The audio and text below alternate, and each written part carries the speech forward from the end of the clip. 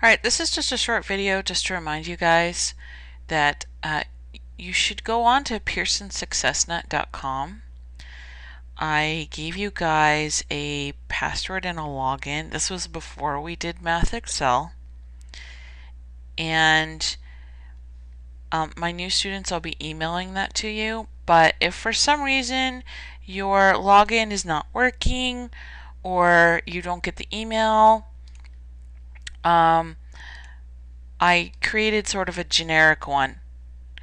The login would be right here, Math1 Student Marsh, and the password is RSCSGoGo1.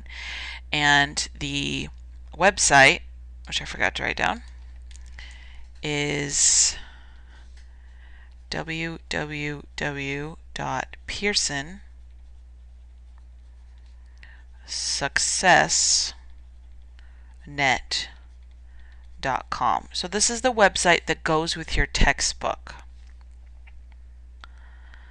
Okay, and this is where we end up. So you want to go to Explore, and you'll see all of the chapters of the book. Specifically, let's go to chapter 2. Or actually, we're on chapter 3. So let's go back, Explore, chapter 3. So there's all these resources for chapter 3. So 3.1 was the one we did on Monday, 3.3 was the one we did on Wednesday, and 3.2 is the one that I'm having you do alone. So I just posted the video for it, and because you're doing this one on your own, I recommend you go and open up the 3.2 direct variation stuff. So this goes hand in hand with your textbook, so you can kind of follow it along as you go from page 176, and there's a solve it, and the solve it is sort of described, and you can hit start, and you look at the question and think about it, and you hit these little arrow buttons down here, and it walks you through it. This is sort of like a preliminary, what's this about, kind of thinking about it. And it's really cool. It's got animations, all sorts of fun stuff. But the big thing I want you to see is the instruction.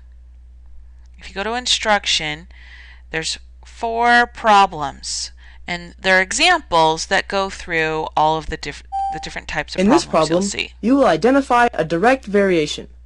Does the equation represent a direct variation? If so, find the constant of variation. Okay. Part A. 7 times y equals 2 times x.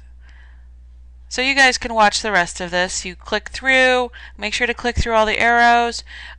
You can look up vocabulary, you can look up the key concepts. Let's look at the key concepts. Okay, so these are direct variation, the audio, make sure it's on, there's instructions, you can print this all out. There's another glossary, like this thing is just awesome. Okay, so I want you to go through all 4 of the instruction problems, and if you need more help you can go through the practice, which asks you to print it out, but it's just pages from your textbook, and the self-assessment. Self-assessment is kind of, I think it's like a little quiz. Yeah. So you can look at the questions, and then you could check your answers by hitting the arrow key. Alright, so lots of tools to help you with this particular section. And don't forget, there's also the Virtual Nerd video tutorials. If you click on that, you can find a video.